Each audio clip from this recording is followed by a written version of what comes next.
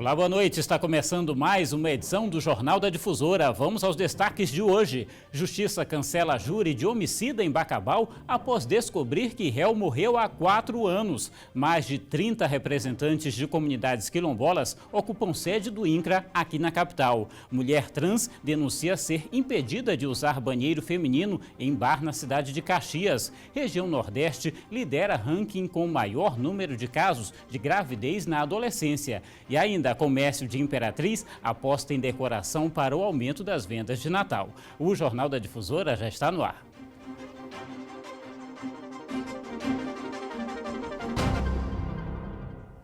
E a gente começa a edição de hoje do Jornal da Difusora com um caso um tanto inusitado. Um julgamento teve que ser cancelado porque o réu estava morto há 4 anos. O detalhe é que a justiça não sabia. Ciro Mineiro tem as informações. O julgamento de Aldísio de Souza Santos estava marcado para acontecer nesta terça-feira. Ele era acusado de ter assassinado em 2011 um homem identificado como Raimundo Nonato da Silva. Só que o Fórum da Comarca de Bacabal não sabia era que o réu também já estava morto. Ele foi assassinado em 2015.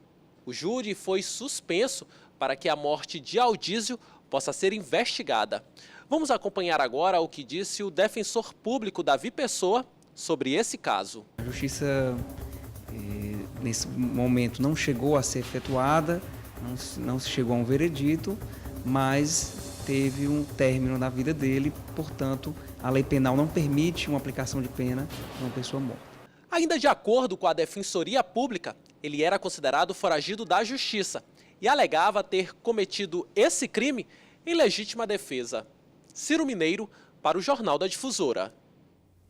E quase 1.500 casos de violência contra idosos já foram registrados até agora aqui no Maranhão. Ontem, um senhor de 76 anos foi agredido no interior do estado. Essas imagens revelam a situação que ficou o seu José de Jesus de Castro Ataíde, de 76 anos, após as agressões sofridas na tarde de terça-feira no município de Santo Amaro. O idoso, que já sofre de problemas de saúde e precisa de muletas para se locomover, foi socorrido por vizinhos. A vítima ficou com muitos ferimentos pelo corpo, principalmente na cabeça. Um adolescente que seria usuário de drogas é apontado como o autor das agressões. Esse sobrinho de seu José de Jesus confirma que essa não foi a primeira vez que o tio apanhou da mesma pessoa. A primeira vez ele ameaçou com uma faca e tomou uma quantia de R$500 dele, sendo que ele foi pego e devolveu a quantia de R$200 e o restante nunca mais. E agora ele invadiu para pegar novamente dinheiro, que meu tio acredito que não tinha. Por raiva, ele pegou e espancou meu tio. Em todo o Maranhão são cerca de 850 mil idosos. Só em São Luís são em torno de 150 mil. Situações como a que enfrentou seu José de Jesus precisam ser denunciadas às autoridades policiais e aos órgãos de proteção ao idoso, para que medidas possam ser adotadas. O que a gente precisa, enquanto os órgãos de proteção dessa rede, essa grande rede que a gente tem hoje no estado do Maranhão, é que a denúncia chegue até nós. A denúncia chegando até nós vamos encaminhar a denúncia ou para a promotoria do idoso, ou para a delegacia do idoso, ou para o núcleo do idoso dentro da Defensoria Pública, para que possa garantir todos os seus direitos que estão lá no Estatuto do Idoso. De janeiro a outubro desse ano, 1.495 casos de violência contra idosos foram denunciados no Maranhão. Entre as situações mais comuns, destaque para a violência física, violência psicológica, abuso financeiro e negligência.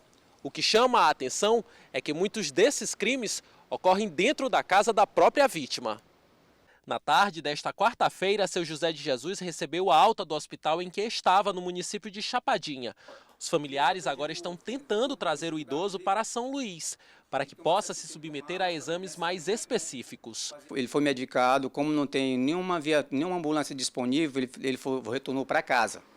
E nós estamos preocupados com isso, mas diz que estão tomando a providência aí, assim que chegar a ambulância, eu não sei como é a situação, diz que vão fazer a transferência dele aqui para São Luís para fazer um exame mais profundo, mais detalhado. Vamos agora com outras notícias pelo Maranhão.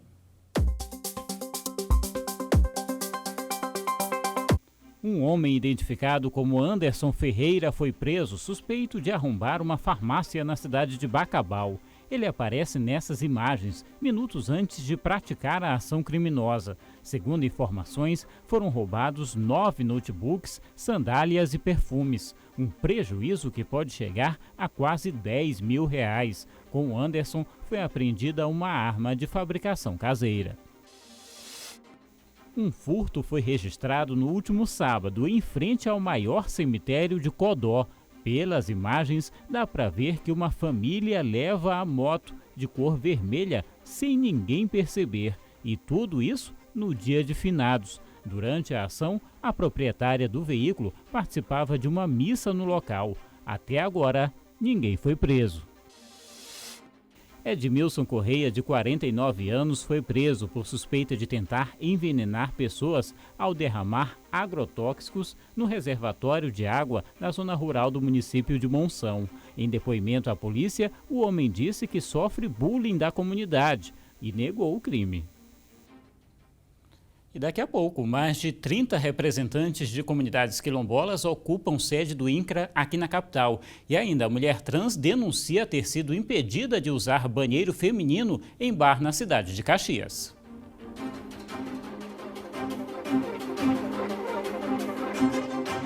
Em Caxias, uma cantora afirma que sofreu discriminação ao tentar usar o banheiro feminino de um bar por ser uma mulher trans. O caso foi parar na delegacia e provocou reações. Veja na reportagem de Paula Menezes. A discriminação por orientação sexual e identidade de gênero passou a ser considerada um crime em junho deste ano, por determinação do Supremo Tribunal Federal. A decisão do STF ela vem num momento importante de conscientização a respeito da sexualidade de gênero, porque é um momento em que a gente tem os números cada vez sobre a LGBTfobia subindo e também a não aceitação, o não entendimento do que seria uma LGBTfobia. Segundo a cantora Vi Marinho, crime do qual ela foi vítima no último fim de semana, quando tentou usar o banheiro feminino em um bar localizado no centro da cidade. A cantora, após o ocorrido, além de registrar um boletim de ocorrência na Delegacia de Polícia Civil, publicou nas redes sociais a reclamação, que obteve apoio por várias pessoas adeptas do movimento LGBT e também da Secretaria de Estado dos Direitos Humanos e Participação Popular.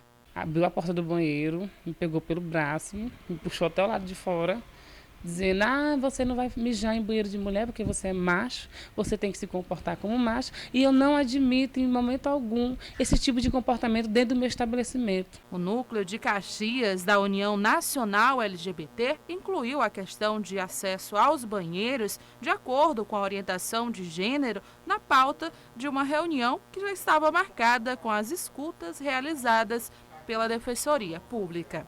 O uso do banheiro feminino por pessoas trans foi uma matéria que já foi discutida e foi vencida pelo Supremo Tribunal Federal, né? E o Supremo Tribunal Federal reconheceu que, independente do que ou qualquer pessoa acha, né, aquela pessoa transexual tem direito a usar o banheiro na qual ela se identifica ao seu gênero feminino, né? Bom, a nossa produção entrou em contato com o proprietário do estabelecimento comercial citado na reportagem, mas ele preferiu não se pronunciar sobre o assunto. Dados da Organização Mundial da Saúde mostram que o Brasil está acima da média mundial quando o assunto é gravidez na adolescência. Na região Nordeste do país, os números são ainda maiores, situação que preocupa e pode trazer complicações, tanto para mães quanto para os bebês. O carinho entre mãe e filha não nega, elas são melhores amigas. Uma relação que não foi planejada e que no começo deixou a Nájila apavorada. Ela tinha apenas 17 anos quando engravidou. No começo veio o desespero, né? Como que eu ia cuidar de uma criança cuidando de outra criança, como falam, e realmente é verdade. Só que com o passar do tempo, com o crescimento do bebê ainda na barriga, a gente vai criando uma certa maturidade. Hoje, a rotina dela mudou completamente para conseguir continuar estudando e participar ativamente da criação da Mariana, além de trabalhar. Procuro sempre fazer para ela ver o que eu estou fazendo e seguir como exemplo, né? Eu procuro estudar, procuro arrumar um jeito de deixar a casa organizada, de deixar ela sempre limpa, arrumada, para ela crescer sabendo como é certo, né? Se cuidar, e sempre boto ela para estudar bastante, para ela seguir outros passos, né? Esses desafios vividos pela Nájila são comuns entre meninas aqui no Brasil. Em 2015, no ano em que ela ficou grávida da Mariana, 18% dos nascidos vivos eram filhos de mulheres com menos de 20 anos. Os dados são da Organização Mundial da Saúde. Analisando a faixa etária em 2014, nasceram 534.364 bebês de mães com idade entre 15 e 19 anos e 28.244 filhos de meninas entre 10 e 14 anos. Este segundo grupo é o que mais preocupa, é que quanto mais jovem, maior a incidência de complicações para a saúde da mãe e do bebê.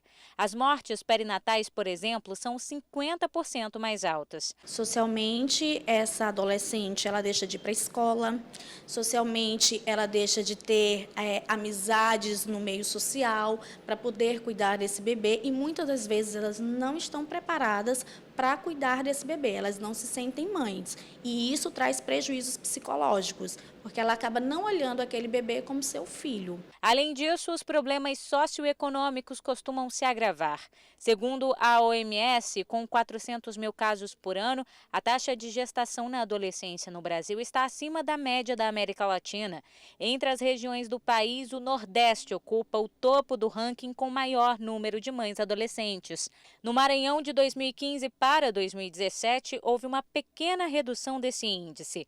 A queda foi de apenas 1,06, mas já é considerada um avanço para a melhoria da qualidade de vida das mulheres no estado. É a brincadeira que acabou se tornando algo sério, né? Você brinca quando você é criança de boneca, brinca com seus colegas, né? Fazendo ali as brincadeiras de criança e quando de repente, né? Você acaba lidando e se vendo de uma forma mais adulta, tendo que criar esse bebê. Então é aquela brincadeira que agora virou sério para a sua vida. Cheia de sonhos para elas, Nájila espera que Mariana não passe pelos desafios que enfrentou. A maternidade me transformou, então eu sempre procuro assim, pensar no futuro, a gente muito amigas, porque a diferença de idade é pouca, né?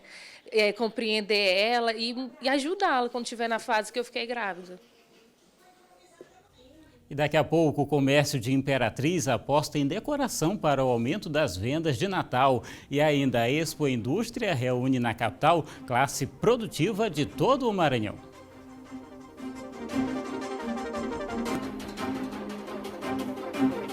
Lideranças de comunidades quilombolas resolveram ocupar mais uma vez a sede do INCRA aqui em São Luís. Eles pedem mais agilidade nos processos de demarcações de terras. Aqui estão reunidos representantes de 37 comunidades quilombolas do Maranhão. Terras que ainda dependem de uma demarcação dos territórios e que há anos esperam por isso. A agilidade no andamento de processos é a exigência que pauta a manifestação. As consequências, lideranças ameaçadas de morte, comunidades ameaçadas de despejo, algumas com liminar para ser cumpridas, porque assim, a gente sempre enfrentou muitas dificuldades nessas comunidades, com fazendeiros, tem comunidades mesmo ameaçadas de ser expulsas dos seus territórios. Na comunidade Espírito Santo, em Mirinzal, onde mora o João da Cruz, só restaram 6 das 200 famílias. Há uns anos, o território foi isolado pela falta de infraestrutura. Nós não queremos sair da nossa vida, da nossa realidade, da nossa comunidade. Para vir para a cidade para quê? Para ser marginal? Para ir para a periferia? É isso que a gente não quer. A gente precisa e vive, nós somos o território. Nós somos o território, porque a gente volta para lá. E a gente não quer sair de lá. Na manhã desta quarta-feira, houve a primeira reunião com o INCRA, que informou que tem trabalhado no último acordo que foi feito em 2015. A demarcação de terras indígenas e de comunidades quilombolas vem sendo discutida desde 2011. Inicialmente, eram para ser demarcadas 72 terras aqui no estado do Maranhão, mas ao longo dos anos esse número veio caindo. Atualmente, apenas 22 comunidades têm trabalhos realizados pelo INCRA. O procedimento quilombola ele tem várias etapas. Relatório antropológico e depois a montagem do relatório técnico, identificação e delimitação. Essa montagem envolve uma série de estudos geográficos, históricos, uma série de coisas que tem que estar lá dentro, cartográficos. E a gente está avançando nesses estudos, a gente está montando o RTD. Aí você me pergunta, esse RT já resolve o problema? Ainda não. Segundo a Pastoral da Terra, a situação é considerada grave, já que apenas 3 comunidades tiveram avanços na titulação das terras. Elas estão ameaçadas porque estão lutando para que direitos territoriais protegidos na Constituição sejam efetivados pelos órgãos fundiários. Então é na medida em que elas reivindicam direitos que elas passam a ser ameaçadas de morte. O prédio do INCRA já foi desocupado após um acordo parcial fechado entre a Superintendência Interina do Instituto e o Movimento Quilombola do Maranhão.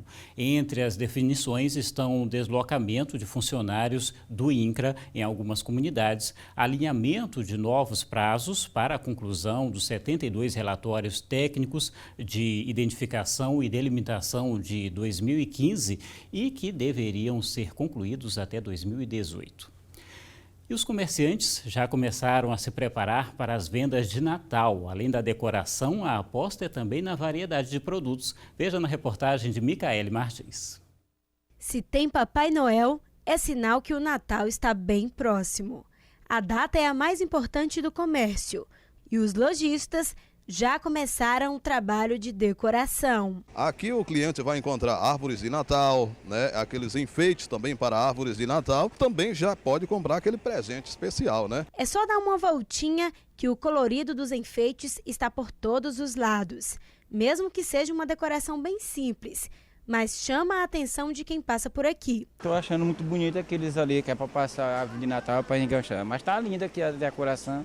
São pisca-piscas, árvores de Natal de todos os tamanhos e preços também, tem bolinhas coloridas, sacolas para presentes, tudo com a cara do Natal. Eu tô olhando os pisca-pisca, tô olhando as árvorezinhas de Natal, tem muita coisa interessante aqui. E com tantos produtos bonitos, fica difícil escolher, como é o caso da dona Deusuíta, mas ela tá de olho na economia. Afinal, uma boa estratégia é a pechincha. O mais difícil é o dinheiro. Até que escolher vai fácil. Agora, difícil é o dinheiro. Tem que pechinchar. É, sim.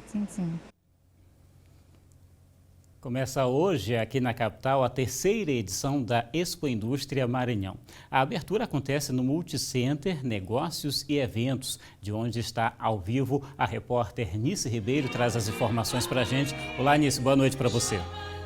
Oi, Hugo, boa noite para você, boa noite a todos. A abertura oficial com a fala das autoridades encerrou agora há pouco. Nesse momento se apresenta o artista Fernando de Carvalho. Nos próximos 3 dias vai acontecer a Expo Indústria aqui do Maranhão, no Multicenter Sebrae. Então, nesses 3 dias, milhares de pessoas poderão conhecer atividades de 170 empresas e visitar também cerca de 70 estandes de exposição.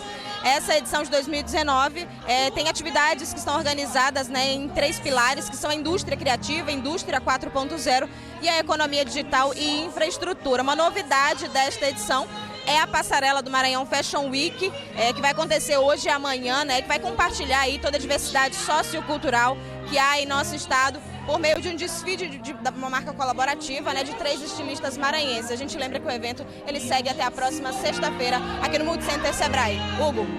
Obrigado, Nice, pelas informações.